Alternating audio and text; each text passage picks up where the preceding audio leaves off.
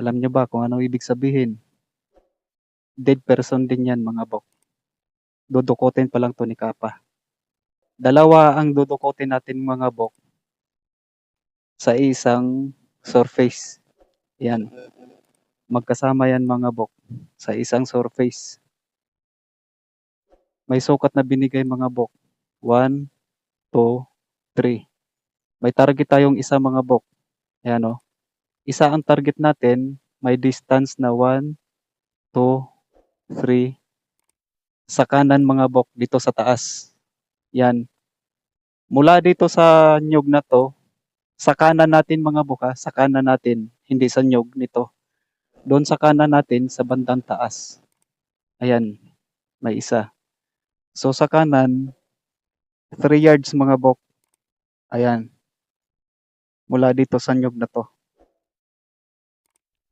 Hindi mo masasabing tinaga lang yan ng mga taga dito. Talagang pantayan mga bok, no? At nataon din na code ito ni Kappa, ang dead person. May dudukutin tayo na dalawa sa loob ng sa loob mismo ng isang surface lang. 'Yon. Sa loob ng bato na 'yan, may dalawa tayong target. At meron pa ditong X mga bok. Ayan o.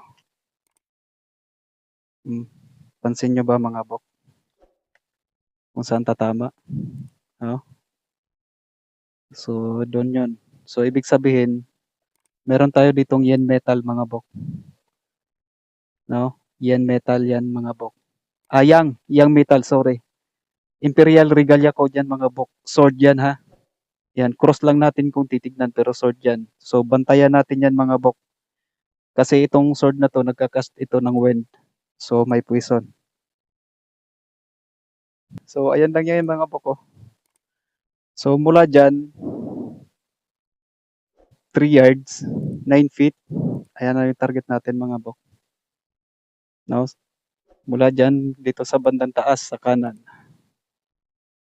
Dalawa ang target natin sa isang surface lang. So, dalawang target natin sa isang bato.